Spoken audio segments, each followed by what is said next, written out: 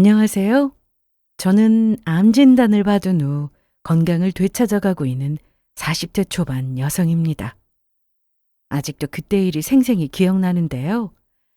제가 처음 암 진단을 받았을 때 가장 큰 충격은 남편의 태도였습니다.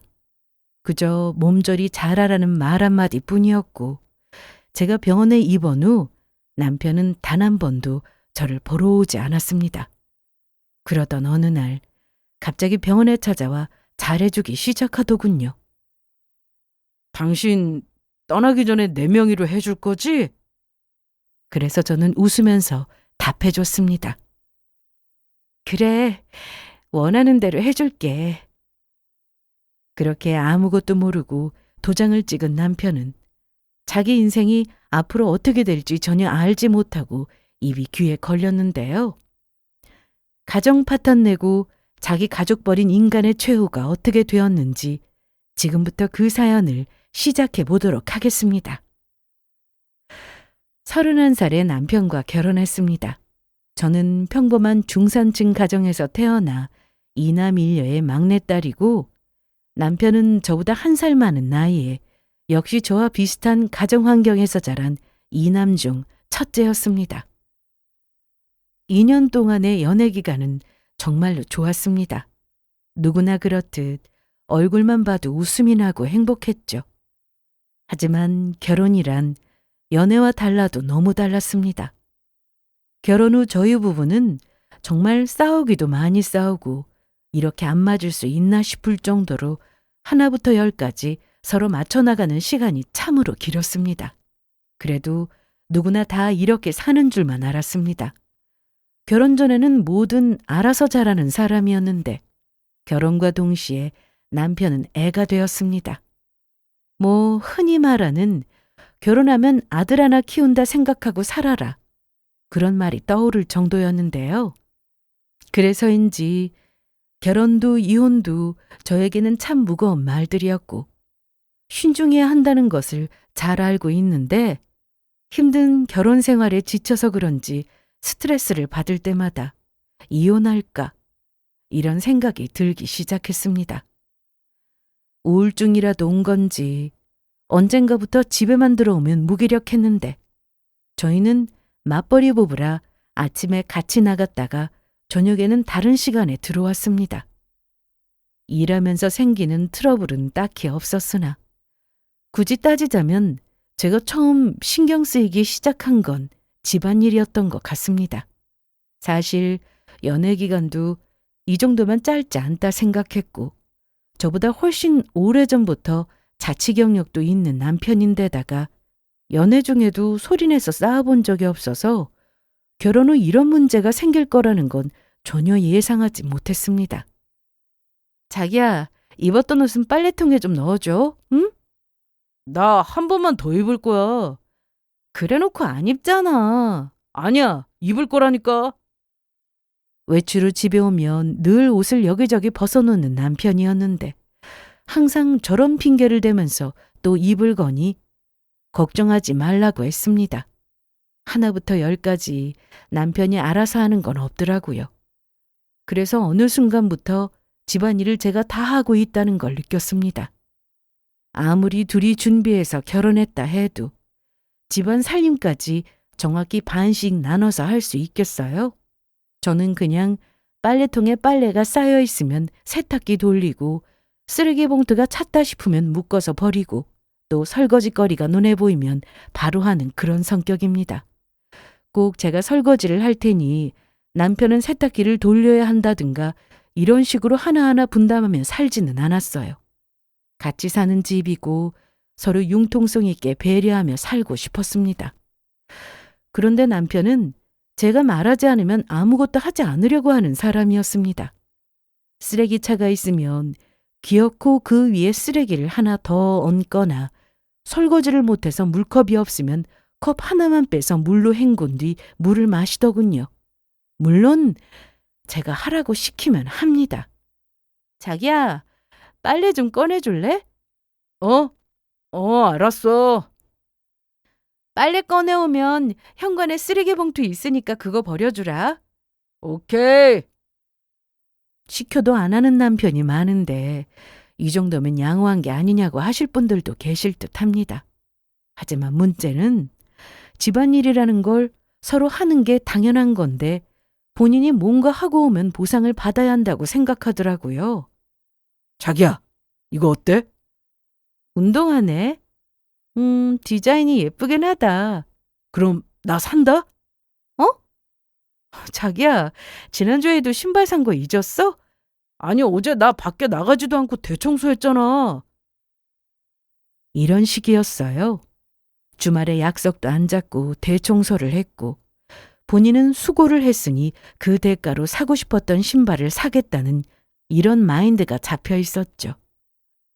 제가 뭔가를 해달라고 시키지 않으면 먼저 안 하는 사람이었는데 애초에 집이 직장도 아니고 제가 왜 지시를 해야 하는지 그게 이해가 되지 않았습니다. 같은 돈 들여 결혼했고 결혼에 있어서 필요한 모든 것들 식장부터 시작해서 혼수, 신혼집, 신혼여행 등등 함께 알아보고 준비했건만 제가 여자라는 이유로 뭔가 좀 더 희생을 해야 한다는 개념이 바탕으로 깔려 있었나 봅니다. 항상 말로는 난 저런 남자 싫더라. 여자가 이래야 하고 남자는 이래야 하고 뭐 저렇게 성별을 구분하냐? 안 그래 자기? 같이 TV를 보다가도 이런 내용이 나오면 꼭 저렇게 말했는데 남편은 은근히 여자가 집안일을 해야 한다는 편견이 깔려있는 그런 사람이었죠. 이러니 결혼 후 저도 정신적으로 정말 힘이 들었습니다. 제가 나약해진 건지 아니면 결혼이라는 게 원래 이렇게 힘이 드는 건지 이제는 구분하기 어려울 정도였습니다. 친정은 결혼 후 특별한 일 아니면 잘 가지도 않았습니다. 명절이나 꼭 챙겨야 하는 기념일을 제외하고는 친정에 가야 할 때면 저 혼자 다녀오기도 했고요. 반면 시댁은 10손가락이 뭐예요? 발가락까지 다 써도 부족할 만큼 셀 수 없이 많이 갔습니다. 그렇다고 시댁이 뭐 가까운가요? 집에서 차로 2시간 정도 거리입니다. 지방이 시댁인 분들도 계실 테니 그 정도 거리가 멀다고 할 수는 없겠지만 친정은 그보다 가까운 30분 거리라 굳이 비교하면 시댁이 좀 더 멀었습니다. 차가 막히면 그보다 더 걸렸고요. 암튼 남편은 시댁이 친정보다 멀어서 자주 뵙기 어려우니 자주 가자는 논리였습니다. 여보, 준비 안 하고 뭐해? 그냥 자기 혼자 다녀오면 안 돼? 나 좀 더 자고 싶은데. 오늘 같이 점심 먹기로 했잖아. 친정에서도 자기 오는 거 다 아는데. 가까운데 언제든 갈 수 있잖아. 친정에 가면 불편하다는 제스처는 기본이고 엄마가 뭐라도 먹으라고 내어주시면 쳐다도 안 봅니다. 아빠는 기분 좋은 날 약주를 하셨는데요. 남편이랑 같이 가면 좋다고 한잔하자고 하시는데 술 좋아하는 남편은 이를 거절하고 혼자 밥 후다닥 먹고는 거실로 가서 핸드폰 게임만 하니 속에서 열불이 나더군요. 그러면 제가 눈치가 보여서 결국 아빠와 반주를 하곤 했습니다. 자기는 어쩜 그래? 나는 시댁에 가면 마음에 안 들어도 비위 맞춰가며 그렇게 기분 좋게 있다가 오는데 고작 몇 시간 그 정도 기분도 못 맞춰? 그럼 너도 하지 마. 뭐? 너도 우리 집 가면 아무것도 하지 말라고. 그럼 되는 거 아니야? 시댁에 가면 당연히 TV 앞에 앉는 남편. 제가 주방에 들어가 음식 준비하는 걸 당연히 여기는 남편이었죠. 그래놓고 같이 식사할 때 제 밥그릇에 반찬을 올려주면서 나처럼 다정한 남편이 세상에 어디 있냐? 그래, 내 아들이지만 진짜 다정하네. 그런데 아들, 엄마한테는 반찬 안 줘? 아유, 엄마도 참. 여기요. 이거 좋아하시죠? 그래. 아들이 주니까 더 맛있네. 당연히 시모는 본인 아들만큼 자상한 남자도 없다고 세상 뿌듯해 하셨습니다. 그러던 어느 날 근무 중에 배가 너무 아팠습니다. 그간 잔병 치레 없이 잘 살았던 저라서 건강에 자신했는데 문제가 생겼습니다. 그간 소화도 잘 안 되고 생리불순도 잦았는데 이게 다 스트레스 때문이라고 생각했습니다. 하지만 단순한 증상이 아니었습니다. 난소에 문제가 생겼다고 들었는데 악성이 의심된다고 했습니다. 물론 이때까지만 해도 몰랐습니다. 언제부터인가 밥을 먹어도 속이 너무 더부룩하고 배도 아프고 그랬는데 이날은 진료를 받고 몸이 너무 안 좋아서 방광염 약을 받아봤습니다. 몸과 마음이 지칠 대로 지친 저는 집에 들어왔는데 지방골을 보니 속에서 우라가 치밀었습니다. 그런데 화를 낼 기운이 없었어요. 매일 출근할 때마다 뭐 그렇게 옷을 골라대는지 이 옷 저 옷 꺼내서 침대 위는 남편의 옷으로 가득했고 신발장에 신발이란 신발은 다 꺼내서 한 번씩 신어보는 사람이라 그것도 아침에 그 모습 그대로였습니다. 여보, 신발 정리 좀 할래? 왔어? 그거 그냥 둬. 어차피 내일 아침에 또 골라서 신을 건데 다시 넣기 귀찮아. 너무 힘들어서 안방에 들어가 침대에 바로 눕고 싶었지만 남편의 양복이 몇 벌이나 나와 있길래 자기야, 옷 좀 치워. 자기가 해. 그냥 걸면 되잖아. 정말이지 짜증이 났습니다. 이 와중에 남편은 보지도 않으면서 TV 소리는 제일 크게 해놓고 폰 게임에 열중이었는데 그러면서 저한테 한다는 소리가 내일 알지? 우리 아버지 생신. 엄마가 당신 전화 안 받는다고 나한테 전화했어. 미역국 끓여서 가져오래. 미안한데 내일은 나 집에서 좀 쉴래. 뭐? 야, 그런 게 어디 있어. 다른 날도 아니고 아버지 생신인데. 결국 저도 터졌습니다. 나 배가 너무 아파서 약 먹고 쉬고 싶어. 배는 왜? 또 저번처럼 많이 먹은 거 아니야? 그러길래 작작 좀 먹으라니까. 뭐라고? 그래서 얘기를 다 해줬더니 남편의 반응이 더 어이가 없었습니다. 약 지워왔다며. 그거 먹고 나면 괜찮겠지. 나도 소화불량 달고 살아. 별거 아닌 거 가지고 왜 이렇게 난리야? 내일 우리 집 가기 싫어서 그러는 거야? 사람이 그러면 못 쓴다. 그래도 같이 산 세월이 있는데 남보다 못한 소리를 하고 있는 남편을 보니 어이가 없었습니다. 사 먹는 거 싫어서 귀찮고 힘들어도 밥은 거의 집에서 해먹던 저였는데 그래서 시부모님 생신 때도 미역국만큼은 꼭 제 손으로 끓여드렸습니다. 그런데 이번엔 그럴 마음도 그럴 힘도 없었어요. 저번에 남편이 저한테 했던 말도 잊고 해서 저도 이번엔 하고 싶은 대로 하자 싶었습니다. 그래서 회사 근처에 있는 국 전문점에서 미역국을 사서 갔죠. 케이크 자르고 노래 부르는데도 입도 뻥긋하지 않고 박수만 쳤고 무표정으로 밥 먹고 항상 그렇듯 설거지를 하고 식탁 의자에 앉았습니다. 그리고 남편이 친정에 가서 한 행동 그대로 저도 핸드폰을 만지작거렸어요. 아니, 너 지금 여기서 뭐 하는 거냐? 제 모습을 보시더니 시모는 역정을 내셨는데 저 할 일 있나요? 없으면 이만 집에 가도 될까요? 내일 출근해야 하는데 너무 피곤해서요.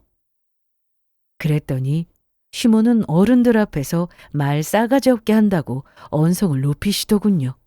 그 바람에 아버님은 거실로 당장 나오라고 하셨고 저더러 무릎을 꿇고 앉으라고 하시는데 저는 부모님께 혼날 때도 무릎 꿇은 적 없고 뭘 그렇게 잘못했냐고 했더니 너 친정에서 그렇게 배웠냐? 너 이런 행동 니네 부모 욕먹이는 거 몰라? 이날 아주 일장연설을 늘어놓으시길래 다 들었습니다. 시부가 저런 말을 다 할 동안 남편이란 놈은 절 째려보는 듯한 표정으로 보고 있었고요. 그래서 제가 그랬어요. 그렇게 가정교육 운운하시면서 어째 아들은 저렇게 키우셨어요? 아니, 너 지금 이게 뭐한... 제가 말을 다 한 다음에 하셨으면 좋겠습니다. 저도 아버님 말씀 다 끝나길 기다렸다가 하는 거잖아요. 그래, 어디 해봐라. 남편은 저희 집에서 손 하나 까딱 안 합니다. 저는 시댁에 오면 밥부터 시작해서 설거지까지 하는데 저 사람은 핸드폰에 미쳐서 저희 아빠가 같이 대화 좀 하자고 해도 절대 안 해요. 그건 예의가 있는 거예요? 그래서 저희 엄청 싸웠습니다. 그랬더니 아버님 아들이 저한테도 똑같이 하라던데요. 시댁 가면 아무것도 하지 말라고? 그런데 저는 저희 집에서 그렇게 안 배웠기 때문에 그동안 시댁 오면 제 할 일은 다 했습니다. 하지만 오늘은 도저히 참을 수가 없네요. 너 이런 식으로 할 건 앞으로 오지 마. 아들, 너도 청각하지 마. 사실 남편과의 불화 때문에 시댁에 가서 굳이 이렇게까지 했어야 했나 싶을 수도 있으나 그간 제가 받은 스트레스는 남편에게서만 받은 건 아니었습니다.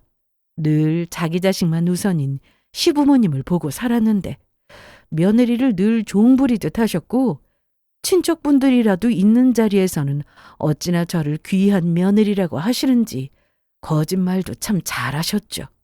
그러다 다른 사람들이 가구 없으면 저한테 이거 해라 저거 해라 하면서 자기 아들이 살이 조금만 빠진 것 같다 싶으면 그렇게 저를 힘들게 하셨습니다. 맛있는 건 저만 먹지 말고 같이 좀 먹으라면서 말이죠. 남편은 체질인지 많이 먹어도 살이 잘 안 쪄서 제가 그런 오해를 더 많이 받기도 했는데 자기 아들 체질도 모르는 시부모가 저는 더 이해되지 않았습니다. 암튼 이날 시모와 시부가 그러거나 말거나 저는 가방을 챙겨 나가려고 했는데 너 지금 뭐하냐? 분위기 망쳐놓고 어딜 가? 집에 가서 쉬고 싶어. 너 이대로 가면 이혼이야. 이혼하자고 하면 제가 겁이라도 먹을 거라 생각했는지 아무렇지 않게 저런 말을 꺼냈는데 저는 뒤도 돌아보지 않고 나와서 집으로 왔습니다. 다음 날 저는 출근 후 평소처럼 일을 하고 있었는데 배도 배지만 엉치 쪽으로 이상한 느낌의 통증이 느껴지더군요. 그래서 결국 병원에 갔고 제 증상을 들어보시더니 복부 CT를 찍어보라고 했습니다. 불안한 마음에 저는 며칠 뒤 병원 예약을 하고는 CT를 찍었고 난소에 혹이 있다는 얘기를 듣고 집에 왔습니다. 남편과 저는 시댁에서의 일로 여전히 냉전 중이었고 저는 이날 퇴근하고 집에 오자마자 노트북으로 검색을 시작했습니다. 난소의 혹은 암일 확률이 높을 수 있다고 하는데 나는 아니겠지 생각하며 어떻게든 긍정적으로 생각하려고 노력했어요. 보다 정확한 소견을 듣기 위해 저는 병원에 다시 방문했고 소화기 내과 의사분은 내과 쪽은 별 문제가 없으니 산부인과를 가보라고 했습니다. 그래서 다시 예약 후 혹시 몰라 전날 저녁부터 금식을 하고 병원에 갔습니다. 수술하는 게 좋겠어요. 저 금식하고 왔는데 당일 수술도 가능한가요? 가능하다는 말에 저는 그날 바로 수술을 받기로 했습니다. 그런데 선생님, 혹시 암이에요? 제 말에 의사는 말을 아꼈는데 사실 몇 년 전 엄마도 난소에 혹이 있어 수술을 하신 적이 있었습니다. 그때 아무 이상이 없었기 때문에 저 역시 걱정은 하지 않기로 마음먹었습니다. 복강경 수술로 왼쪽 난소를 떼어내고 2박 3일간 병원에 입원했다가 퇴원을 했습니다. 일주일 뒤에 조직검사 결과가 나온다고 했는데 며칠 뒤 병원에서 연락이 왔습니다. 수술했던 부위가 불편해서 병원에 문의를 했던 터라 혹시나 다시 진료를 받으라고 오라는 연락인 줄 알았는데 그게 아니라 조직검사 결과 암인 것 같다고 하더군요. 더 큰 병원에 가서 확인하라는데 암입니다도 아니고 암일지도 모릅니다라고 하니 이게 대체 뭔가 싶었습니다. 난소를 이미 떼어냈는데 그럼 괜찮은 거 아니에요? 그냥 혹이었으면 괜찮은 게 맞는데 암이면 얘기가 달라집니다. 한마디로 수술할 부위가 많아진다고 했습니다. 다시 진료받을 병원을 찾는 건 쉬운 일이 아니었습니다. 그간 뭔가 딱딱 맞아떨어져서 진료보고 수술도 했지만 더 큰 병원으로 여기저기 알아보니 빨라야 5개월 뒤라고 하더군요. 다행히 그중 한 대학병원에서 예약이 가능했고 진료를 보는데 조직검사 슬라이드랑 관련 서류를 다 챙겨갔습니다. 수술한 병원에서도 대충 얘기는 들었으나 대학병원에서 다시 얘기를 들어보니 결과는 같았습니다. 남아있는 오른쪽 난소, 자궁, 나팔관, 림프절, 임파선까지 다 떼어내야 한다고 하더군요. 이때 제 심정은 수술이 무서운 게 아니라 빨리 몸 안에 있는 암세포를 없애고 싶은 마음뿐이었습니다. 그래서 떼어내는 건 하나도 무섭지 않았어요. 하지만 저도 사람인데 왜 안 무섭겠어요? 병원에서 그렇게 씩씩한 척 해놓고 결국 집에 와서 무너졌습니다. 참았던 눈물이 터져버렸는데 안방 침대에 얼굴을 묻고 그간 쌓였던 것들이 한 번에 올라오면서 엉엉 울었습니다. 그렇게 울다 지쳐 잠이 들었는데 거실에서 남편의 목소리가 들려 눈을 떴습니다. 아이, 몰라. 나도 지겹다, 지겨워. 아까 보고 왔는데 또 보고 싶다. 지금 보러 갈까? 알았어, 금방 갈게. 그리고는 현관문 소리가 들렸습니다. 거실로 나가보니 남편은 없었는데 2시간 정도 지나서 남편이 들어왔습니다. 남편은 들어오자마자 제 모습을 보고는 혀를 끌끌 차며 한숨을 쉬었는데 야, 뭘 보냐? 아유, 얼굴은 또 왜 그러냐? 눈은 왜 그러고? 어딜 다녀와? 어딜 다녀오든 네가 무슨 상관인데. 서류상 부부일 뿐이지 이미 남편과는 남보다 못한 사이였습니다. 그래도 말은 해야겠다 싶어서 병원에서 들은 얘기를 남편에게 그대로 했습니다. 뭐? 그거 진짜로 확실해? 그럼 애는 못 가져? 아무리 싸우고 냉전 중이라고 해도 사람이 아프다는데 그것도 암이라는데 걱정하기는커녕 말을 저렇게 하니 기가 막혔습니다. 남편은 저한테 여자로서 역할도 못하게 되는 거냐며 상처 주는 말을 하기 시작했는데 실컷 울어서인지 너무 어이가 없어서인지 눈물 한 방울 나오지 않더라고요. 그렇게 남편은 모진 말을 내뱉고는 방으로 들어가 방문을 닫아버렸습니다. 그런데 그때 전화가 와서 잠시 통화를 하고는 이상한 게 있어서 이건 꼭 짚고 넘어가야겠다 싶어 방문을 열었는데 그 사이 남편이 잠이 들었더라고요. 잠결이긴 했지만 분명히 남편이 전화 통화를 하면서 누군가에게 보고 싶다고 하는 말을 똑똑히 들었기 때문에 뭐지 싶었던 저는 남편 머리 옆에 놓여있던 핸드폰을 들고는 확인부터 했습니다. 통화 기록을 보니 의심이 가는 이름은 없었는데 가장 상단에 있던 통화 목록에 김 과장이라고 되어 있길래 눌러서 통화 녹음을 다시 들어봤습니다. 그런데 여자였습니다. 남편에게 여자가 있었더라고요. 그간 매일 출근할 때마다 옷 고르고 신발 고르고 이게 다 여자 때문이었네요. 그것도 모르고 그냥 왜 저렇게 꿈이나 싶었고 핸드폰 게임 중독인 줄로만 알았는데 그것도 여자와 연락하느라 종일 핸드폰을 붙잡고 살았던 거였습니다. 암이라고 하니 억울해 죽겠는데 꼴에 여자나 만나고 다녔다고 생각하니 그건 뭐 때문에 저렇게 열심히 살았나 싶은 게 그저 허탈하기만 했습니다. 너무 억울해서 안 되겠더라고요. 요즘 암은 암도 아니라며 수술받으면 완치율도 높다고 하지만 정작 내일이 되고 보면 그렇지도 않습니다. 아무리 그래도 암인데 수술받다 죽을 수도 있고 수술하고 나서도 얼마나 살 수 있을지 알 수 없잖아요. 그래서 수술 날짜 잡고 병원에 입원하기 전까지 두 사람을 절대 가만둘 수 없었던 저는 제 몸을 살피는 게 아니라 남편의 뒤를 캐기 바빴습니다. 시부생신 사건으로 남편과 저는 이미 멀어질 대로 멀어졌고 집에 와서도 서로 대화 없이 지내고 있었는데 제가 암이라고 하니 남편은 저에게 말 한마디 하지 않았습니다. 더 기분 나쁜 건 제가 손댄 물건에는 전혀 손대지 않는다는 거였어요. 암이 전염병도 아닌데 저와 한 집에 사는 그 자체가 싫었나 봅니다. 그런데 그건 저도 마찬가지였어요. 본인이 바람 피우고 다니는 걸 제가 모른다고 생각했는지 남편은 더 대놓고 그 여자를 만나러 다녀왔고 외박도 자주 했습니다. 어차피 대화도 없는데 외박을 하든 뭘 하든 저한테 말해줄 이유가 없었으니까요. 저에게는 병원에 입원하기까지 약 한 달 반 정도의 시간이 있었는데 그 시간 내에 어떻게든 증거를 찾아야 했습니다.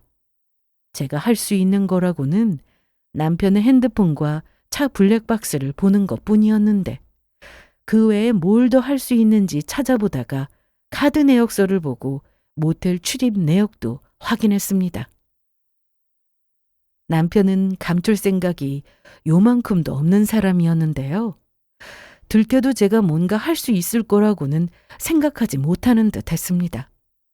어차피 저는 암 환자고 병원 신세를 져야 한다고 생각했는지 퇴근하고 집에 와서도 한밤중에 전화를 받고 나갔다 오거나 제 앞에서 아무렇지 않게 상간녀와 통화를 하기도 했습니다. 물론 말로는 과장님 하면서 얘기했으나 상대가 누군지 저는 이미 다 알고 있었어요. 그런데 아직 입원 날짜가 남은 상황에서 제 몸 상태가 급격히 악화되었고 결국 병원에서 일정 조율을 해준 덕분에 급하게 바로 입원을 하게 되었습니다. 수술하고 친정에 알리려고 했는데 이번 일로 엄마가 알게 되셨고 왜 진작 말하지 않았냐고 제 앞에서 우시는데 괜히 저까지 올까봐 어떻게든 씩씩한 모습 보이려고 했었습니다. 통합 간병으로 보호자는 들어올 수 없었는데 바로 옆에 엄마가 없어도 제가 사는 이유는 엄마였습니다. 다 놓고 싶은 날에도 엄마만 보면 기운 차려서 빨리 이겨내야지 다짐하게 되는 제가 살아야 하는 이유였죠. 엄마가 옆에 있어주진 못해도 거의 매일 통화를 했습니다.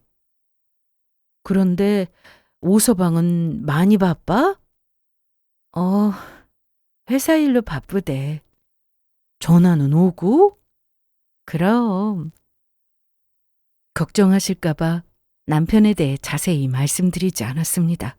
그리고 그 긴 얘기를 시작하려니 막막하기도 해서 대충 얼버무리고 말았죠. 병원에 입원 후 예정보다 앞당겨진 수술 일정으로 많은 검사를 받아야 했습니다. 피검사는 기본에 CT, 펫CT, 그 외 처음 들어보는 검사들이 이어졌죠. 그렇게 저는 수술을 받았습니다. 수술을 할 때도 보호자한테 휴대폰으로 상황 보고가 되더라고요. 눈을 떠보니 회복실이었고 엄청 아팠는데 그때 그 느낌이 아직도 생생하네요. 입원실로 옮기고 무통주사를 맞았는데 토할 것 같아 누워있는 것도 마냥 편하지 않았습니다. 그런데 무슨 오지랖인지 제 몸 상태도 엉망인데 제 또래로 보이는 간호조무사님이 밤새 제 옆에서 고생하는 것 같아 미안한 마음이 들어 내내 죄송하다는 말을 달고 살았습니다. 속이 메스꺼워 무통주사를 멈췄더니 통증이 심했는데 그래서 눈물을 보였더니 환자분 울면 더 아파요. 네, 알겠어요. 그런데 저도 어떻게든 살아야겠다 싶었는지 통증보다 더 힘든 건 금식이었습니다. 물도 먹지 말라는데 그렇게 거의 60시간 만에 죽을 먹었습니다. 정말 꿀맛이었어요. 제가 입원한 곳은 여성 암병동이라 그런지 저와 비슷한 처지의 환자분들이 대부분이었는데 그래서 서로 더 의지하고 위로하느라 힘이 되었던 것 같습니다. 수술하고 몸 상태가 좀 괜찮아지면 퇴원을 하는 거였는데 저는 온몸에 두드러기도 나고 컨디션이 바닥이라 이대로 퇴원하면 안 될 것 같다고 하여 좀 더 입원을 하기로 했습니다. 그런데 어느 날 남편이 병원에 찾아왔습니다. 어차피 보호자가 옆에 있을 필요가 없어서 엄마도 자주 병원에 안 오셨는데 남편은 거의 매일같이 병원에 와서 제 얼굴이라도 잠깐 보고 가곤 했어요. 이유는 하나였습니다. 바로 돈 때문이었습니다. 처음 남편을 병원에서 만난 건 정말 우연이었습니다. 운동 삼아 걷다가 1층 로비에 있는 편의점에 들를 생각으로 내려갔는데 그곳에서 남편을 만났죠. 민경아, 뭐야? 오랜만에 봤는데 말이 그게 뭐야? 걱정돼서 찾아온 사람한테. 뭐? 걱정? 그래. 몸은 좀 어때? 괜찮아? 이렇게 돌아다녀도 되는 거야? 여긴 왜 왔어? 그래도 내 아내로 살았는데 그간 고생만 한 것 같아서. 남편은 그동안 저와 살면서 주방에 들어가 음식을 한 적도 손에 꼽을 정도였는데 이날 이후 병원에 올 때면 도시락까지 싸왔습니다. 며칠 뒤 남편은 또 병원에 찾아왔는데 왜 이래? 왜 이러기는 병원밥 물리지 않았어? 이건 내가 만들었고 이건 엄마가 해주셨어. 어머님이? 엄마도 네 걱정 많이 하고 계셔. 남편의 입에서 나오는 말은 단 하나도 진심으로 들리지 않았습니다. 사실 대충 짐작은 하고 있었습니다. 병원에 있을 때 부동산에서 전화를 받은 게 있었거든요. 네, 여보세요? 나야. 네, 사장님 어쩐 일이세요? 1층에 자리에 들어오고 싶다는 사람이 있어서. 아, 그래요? 그런데 지금 병원에 있다며? 주변에 알리지 않고 입원했는데 부동산에서 어떻게 알았나 싶었더니 남편이었습니다. 그런데 집 내놓을 거야? 집을 내놓다니요? 자기 신랑이 얼마 전에 와서는 시세를 물어보더라고. 그러면서 많이 올랐다고 했더니 팔고 싶다고 하던데.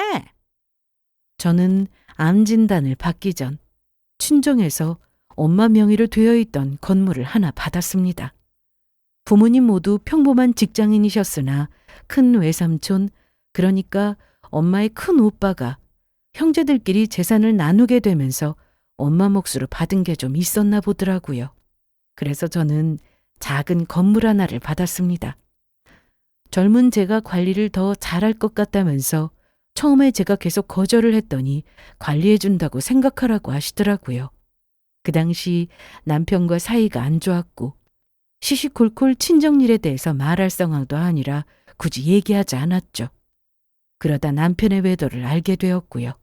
그런데 남편이 부동산에 가서 저희가 살던 아파트 시세를 물으며 집을 내놓고 싶다 이런 얘기를 했고 부동산 사장님은 당연히 제 명의 건물을 남편도 안다고 생각하셔서 마침 온 김에 말하면 되겠다 생각하셨는지 계약하고 싶다는 사람이 있다고 하면서 남편이 건물의 존재를 알게 된 거였습니다. 며칠 뒤 남편이 또 병원에 찾아왔을 때 저는 컨디션이 너무 좋지 않았고 이를 알게 된 남편은 결국 본색을 드러냈습니다. 지난주에 계속 왔었는데 간호사한테 물어보니까 계속 자기 몸 안 좋아서 누워만 있었다며? 병원에서는 뭐래? 뭐가? 아니 뭐 그런 거 있잖아. 살 날이 얼마나 남았는지 길면 몇 개월 이런 거 말이야. 남편이 정말 제가 걱정되어 병원에 찾아온 거라면 조금이라도 관심이 있던 거라면 의사 선생님을 만나 제 몸 상태를 물어봤을 겁니다. 아니면 친정 부모님께 연락해서 물어봤겠죠. 하지만 남편은 그런 정성도 없이 저한테 바로 물어봤습니다. 그래서 남편이 듣고 싶은 대답을 해줬습니다. 보면 몰라? 정말 얼마나 힘드냐 그래? 알면 가봐. 그리고 이제 오지 마. 민경아, 아픈 너한테 이런 말 하긴 좀 그렇긴 한데 너 이대로 떠나면 괜히 복잡해지기만 하고. 대체 무슨 말을 하려고 저러나 싶었던 저는 가만히 듣고만 있었는데 건물을 달라고 하더군요. 뭐? 뭘 달라고? 솔직히 장모님한테 그 건물 받아놓고 나한테 말 안 한 거 섭섭해. 얼마든지 그거 가지고 화낼 일 아니야? 그래도 자기가 아프니까 내가 참는 거잖아. 암튼 요즘은 다 그렇게 한대. 미리 정리한다고. 그러니까 당신 떠나기 전에 내 명의로 해줄 거지?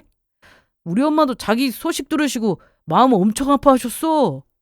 그간 상처 준 거 너무 미안하다고 사과도 하셨고. 난 사과 못 받았는데. 나한테 하셨다고. 대신 전해달라고. 어차피 남편과는 이혼이었지만 이렇게까지 쓰레기라는 걸 알게 된 이상 저도 그냥 이혼은 해주고 싶지 않았습니다. 그래서 남편의 요구 조건을 들어주기로 했어요. 그래, 그러자. 어? 정말? 이 말대로 그나마 내가 기력 있을 때 정리하는 게 나을 것 같아. 사실 퇴원하고 집에 가서 정리하려고 했었거든. 그럼 내가 말하지 않아도 자기가 알아서 다 해주려고 했단 말이야? 자기 말 들어보니 차라리 빨리 끝나는 게 낫겠다. 남편의 외도를 알기 전부터 이혼 생각에 변호사를 찾은 적이 있었습니다. 그러다 남편의 바람을 알고 병원에 입원까지 하기 전까지 증거를 모으며 변호사와 자주 만났는데 이번에 남편이 명의 정리를 하자고 하길래 바로 변호사와 통화하면서 어떻게 하면 좋을지 물었습니다. 그런데 방법은 다 있었습니다. 변호사가 있는데 서류 준비하는 건 저에게 일도 아니었습니다. 곧 퇴원을 앞두고 있던 저는 그 전에 빨리 도장을 찍고 친정으로 갈 생각이었습니다. 남편 역시 퇴원 후 집에 오면 자기가 낮에 회사도 가야 하고 살림도 잘 못하니 저를 잘 못 챙겨줄 것 같다고 했죠. 며칠 뒤 서류 준비가 끝나자 남편은 회사까지 빠져가며 아침 일찍 병원으로 왔습니다. 그래서 바로 내려갔죠. 사실 저는 컨디션이 좋았습니다. 하지만 남편이 보기엔 살도 많이 빠지고 다크서클에 혈색도 없고 환자처럼 보였을 겁니다. 병원에 와서 저를 볼 때마다 그 불쌍하다는 눈빛을 아직도 잊을 수가 없는데 저를 어떻게 보든 상관없었습니다. 아이고, 고생 많으십니다, 변호사님. 도장은 가지고 오셨죠? 아이, 물론이죠. 이날 남편은 저와 연애를 할 때도 보인 적 없던 세상 신난 표정을 하고 있었는데 그게 문제였습니다. 너무 들떠 있었죠. 저와 상관없었지만 남편은 변호사까지 있으니 서류에 전혀 문제 없을 거라 생각하고 변호사가 찍으라는 곳에 도장을 찍기 시작했습니다. 그중 이혼 서류도 있었는데요. 남편도 저와 이혼하길 바랐으면서 이날 연기를 좀 하더라고요. 잠깐만. 이혼 서류네? 자기도 새 인생 살아야지. 앞은 나만 보고 살 수 있어? 아니, 여보. 앞으로 살 날이 더 많은데 나도 양심이 있지. 자기 인생 살아. 그래도 어떻게 그러냐? 괜찮아. 남편은 나오지도 않는 눈물을 쥐어 짜내느라 아주 우습기까지 했는데 제가 무슨 감동이라도 받길 원했던 건지 제 손까지 잡아가며 연신 제 이름만 불러댔습니다. 어이없는 건 절대 이혼만은 못한다는 그런 말은 하지 않더군요. 저와 이혼하고 재산 받고 상간녀와 살 생각을 했을 텐데 얼마나 좋았겠냐고요. 자, 다 끝났습니다. 생각보다 많네요. 그런데 하나하나 자세히 보지 않아도 되겠어? 어련히 알아서 준비하셨겠어? 우리 변호사님이? 난 집에 가서 자세히 보면 되는 거지. 남편은 이날 억지로 눈물 한 방울 짜내더니 이내 웃음을 참기 시작했습니다. 저는 서류 정리도 끝났겠다 후련하게 퇴원 준비를 했습니다. 그리고 친정으로 갔어요. 그런데 예상대로라면 그날 바로 연락이 왔어야 했는데 아주 조용했습니다. 남편 놈이 샴페인을 너무 일찍 터뜨렸구나 싶었어요. 남편은 집에 가서 서류를 확인한 게 아니라 바로 상간녀를 만난 것 같았습니다. 제가 이혼도 해주고 재산도 준다고 하니 신날만 하죠. 그리고 다음 날 아침 일찍부터 남편에게 전화가 왔습니다. 여보세요? 어디야? 나 친정인데. 그 서류 말이야. 뭔가 잘못된 것 같아서. 잘못? 뭐가? 이혼하면서 재산 분할은 아예 안 할 수는 없었습니다. 대신 비율을 적게 할 수는 있었죠. 남편은 저와 살면서 몇 번의 이직을 했고 집에서 쉰 기간이 좀 있었는데 3번 모두 회사 사정 때문이라 남편 탓도 아니다 보니 혼인 기간 중 생활비를 못 받은 기간 동안은 제가 다 부담하며 살았습니다. 남편이 외도를 저질렀다고 해도 재산 분할을 할 때 깎이는 게 있는 건 아니었는데 다만 기여도를 따져가며 이혼 시 재산 분할을 나눌 수 있다고 하더라고요. 그래서 변호사를 통해 이 부분을 최대한 법적으로 문제가 없는 선에서 내용을 작성했습니다. 또한 제가 엄마한테 받은 건물에 대해서는 법대로 하더라도 남편은 전혀 자격 요건이 되지 않았죠. 실컷 상간녀와 좋은 시간 보내다가 뒤늦게 서류가 이상한 걸 알고는 친정까지 찾아온 남편이었는데요. 저희 부모님께 그동안 남편이 저 모르게 바람 피운 사실을 말씀드렸고 이혼 서류에 도장도 찍었다고 했습니다. 그런데 남편만 이걸 모르고 있었어요. 안녕하세요, 장모님. 자네 무슨 생각으로 우리 딸한테 그랬나? 어? 네? 아니, 그건 제가 할 말이에요. 어떻게 저한테 이럴 수 있어요? 민경이가 글쎄. 그 자리에서 엄마는 사진 한 장을 남편 얼굴에 던졌습니다. 병원에 입원하기 전 제가 증거 수집을 하면서 남편 핸드폰에 있던 2사람의 사진을 확인했고 그걸 나중에 따로 뽑아두기까지 했습니다. 바닥에 떨어진 사진을 주워든 남편은 이게 어떻게 여기에. 뒤에서 더러운 짓 해놓고 뭘 따지려고 여기까지 찾아왔어? 민경아, 내가 정말 아무것도 모른다고 생각한 거야? 아무리 우리가 남보다 못한 사이로 살았다고 해도 암이라는데 거기다 대고 애는 못 갖는 거냐는 헛소리는 너무한 거 아니야? 하긴 가정이 있으면서 아무렇지 않게 다른 여자 만나고 다니는 놈 머릿속에 뭐가 들었겠어? 내가 죽기만 바랬겠지. 그래야 내 재산 다 가질 테니까. 그래서 도장 찍기 전에 좀 제대로 읽어보라고 했잖아. 그런데 읽어봐도 네가 고치고 말고 할 건 없었을 거야. 변호사님이 서류 준비를 너무 잘해 주셔서 말이야.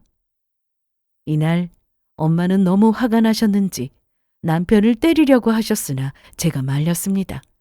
때려서 뭐하나 싶더라고요. 사람 취급 안 하는 게 제일 최선이다 생각했고 엄마도 제 말에 겨우 화를 가라앉히고는 돌아가라고 했습니다. 다시는 오지 말게. 지금 아버지 계셨으면 자네 절대 걸어서 못 나갔어. 얼마 뒤 저는 항암을 시작해야 했기에 서둘렀습니다. 상간녀 소장을 보내고 본격적으로 소송을 시작했어요. 제가 이렇게 준비를 완벽하게 해둔 것도 모르고 남편은 그저 재산만 생각하고 있었으니 어떤 대응도 하지 못했습니다. 부정행위를 한 남편과는 이혼은 당연했고 위자료 청구도 했어요. 이혼하면서 재산 분할을 하고 보니 남편에게는 남는 게 별로 없었습니다. 저희가 결혼하고 엄청 근사한 집에서 산 것도 아니고 좋은 차가 있는 것도 아니었기에 5대5로 나눈다 해도 가져갈 게 많은 건 아니었습니다. 그런데 남편의 기여도는 그에도 못 미치는 수준이었으니 가져간 재산이 별로 없었고 심지어 저한테 위자료로 돈을 줘야 하니 개털이었죠. 아픈 사람 앞에서 그렇게 웃어대더니 결국 끝에 가서 진짜 웃은 사람은 저였습니다. 전 남편은 뒤늦게 후회하며 오열했지만 아무 소용없었죠. 한편으로는 다행이다 싶었습니다. 전 남편이 머리를 잘 굴려서 재산을 어떻게든 빼돌리려고 했다면 소송은 더 길어지고 어려웠을지도 모릅니다. 그런데 제가 아파서인지 그저 두 손 두 발 다 묶여있는 사람이라 생각했기 때문에 상간녀 만나는 데만 정신이 팔려 있었으니까요. 상간녀 소송 후 판결문을 받고 위자료까지 받게 된 저는 남은 치료에 더 집중했습니다. 수술 전 여러 검사를 받았었는데 그때 결과로는 저는 오른쪽 난소에도 암이 있는 케이스였습니다. 그리고 왼쪽 갑상선 근처에 동그라미처럼 보이는 것이 있는 게 갑상선 암일 수도 있다는 말도 들었죠. 제가 너무 걱정을 하자 항암치료 선생님께서는 당장 급한 건 항암이니까 다 끝내고 검사 받으면 된다고 하셨습니다. 그리고 저는 초기였어요. 다른 곳으로 전이도 없었죠. 이 말을 듣고 하늘이 도왔다는 생각이 바로 들었습니다. 남편은 그것도 모르고 제가 암이라고 하니 그저 큰일 나는 줄 알고 통통했던 제가 신경 쓰느라 살이 쭉쭉 빠진 상태를 보고는 이러다 정말 죽는 건가 생각했었나 봅니다. 암튼 결과를 듣고 갑자기 기운나기 시작한 저는 소송이 진행 중인 상태에서도 항암을 시작했습니다. 빨리 해치우고 싶다는 생각뿐이었으니까요. 정말 의지라는 게 중요하다는 걸 다시 한번 느꼈는데요. 아픈 와중에 이혼에 상간녀 소송까지 쉬운 일은 아니었습니다. 그런데 저는 이 모든 걸 하면서도 밥도 잘 챙겨 먹었습니다. 소송이 모두 끝나고 난 이후에도 저는 병원에 계속 다니고 있었습니다. 완치라는 말을 듣기까지 갈 길이 멀었기 때문에 의사 선생님의 말씀을 잘 따라야 했죠. 그런데 전 남편은 어떻게 됐는지 궁금하신가요? 저는 처음부터 전 남편이 상간녀와 행복하게 잘 살 거라는 생각은 하지도 않았습니다. 한 몇 달간은 행복할 수 있겠죠. 그런데 인생이라는 게 남의 눈에 피눈물 나게 하고 결국 본인 인생이 행복할 수 없더라고요. 멀리 가지 않고 제 전 남편만 봐도 알 수 있었죠. 개털로 이혼당하고 상간녀 집으로 들어가서 살던 전 남편은 거기서 또 버림을 받았습니다. 무슨 말로 상간녀를 구슬렸는지 아마도 제 건물 얘기를 분명 했을 텐데 돈 없이 몸만 나와서 같이 사는 게 행복하겠느냐고요. 20대 어린 나이도 아니고 나이도 먹을 만큼 먹었으면서 인생의 돈이 전부는 아니지만 돈 없으면 불행하다는 걸 본인이 모를 리 없었습니다. 어느 날 찾아온 전 남편의 모습은 정말이지 못 봐줄 정도였는데요. 저는 친정에 들어가 살고 있었는데 저녁마다 부모님께 가볍게 동네 산책을 했습니다. 그래서 이날도 다 같이 나오던 중이었어요. 제가 제일 먼저 나와서 운동화 끈을 고쳐매고 있는데 누군가 제 앞으로 와서는 이름을 불렀습니다. 빈경아! 누군가 싶어 고개를 들어보니 전 남편이었어요. 무슨 이상한 번거지 모자를 쓰고 누가 알아본다고 선글라스까지 쓰고 왔더라고요. 깜짝이야. 너 뭐야? 잘 지냈어? 좋아 보인다. 여기 무슨 일이야? 그런데 그때 부모님이 나오셨습니다.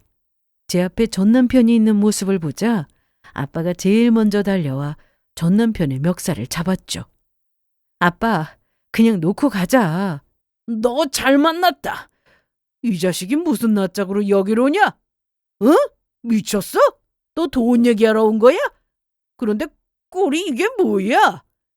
이날 아빠는 전 남편의 멱살을 잡았다가 제가 상대하지 말라는 말에 밀치듯 손을 놨습니다. 그러자 바닥으로 넘어졌고 그와 동시에 전 남편은 무릎을 꿇더라고요. 죄송합니다. 잘못했습니다. 아빠, 그냥 가자. 무시하고 가려는데 전 남편이 제 다리를 붙잡았습니다. 차라리 무시할 때 그냥 갔으면 별일 없었을 텐데 전 남편은 끝까지 매를 벌었습니다. 좋게 말할 땐 알아? 민경아, 나 이대로 못 간다. 뭔 소리야? 돈 가지고 이러는 거 아니야. 그동안 너한테 못 해준 게 많아서 이제라도 그거 다 해주면서 살고 싶어. 그 다음 전 남편의 입에서 나온 말에 아빠는 결국 전 남편의 얼굴을 한 대 치고야 말았습니다. 나 애 없어도 돼. 너 애 못 가지잖아. 뭐라고? 우리 엄마 아빠도 내가 다 설득했어. 손주 없어도 되니까 너 다시 잡으래. 너 다시 데려와서 잘 살아보래. 이 말에 아빠는 결국 남편을 일으켜 세우더니 주먹으로 얼굴을 때렸습니다. 변보야. 너 임마 내 딸한테 뭐? 어디 우리 귀한 딸을 넘봐. 가서 네 수준에 맞는 여자나 만나. 눈을 맞았는지 전 남편은 한쪽 손으로 눈 쪽을 가리며 더 때리지 말라는 신용을 했는데 아빠는 빨리 꺼지라고 했습니다. 저도 살면서 처음 봤어요. 아빠의 이런 모습을. 하나뿐인 딸이 스스로 항암 치료받느라 고생한 걸 옆에서 다 지켜보셨는데 전 남편이라는 인간이 찾아와서 저딴 소리 하고 있으니 저라도 아빠처럼 주먹을 날렸을 것 같습니다. 도망치듯 뛰어가는 전 남편의 뒷모습을 보며 이보다 우스운 모습이 또 있을까 싶더군요. 저를 수술해 주신 의사 선생님은 아닌데 서울대 명의 교수님께서 이런 말씀을 하셨다고 합니다. 가족의 마음이 만병통치약이라고 말이죠. 전 남편은 그날 이후 더는 마주친 적도 연락이 온 적도 없습니다. 그 인간 얼굴을 안 보니 저는 오히려 더 건강해지는 기분이었고요. 사실 그보다 저에게 가족에 있어서 이렇게 빨리 좋아지고 있는 게 아닌가 싶은 생각이 듭니다. 그래서 저는 저 말을 지금도 너무 좋아합니다. 저에게 가족은 최고의 보약이자 만병통치약이거든요. 저는 현재 몸이 많이 좋아졌습니다.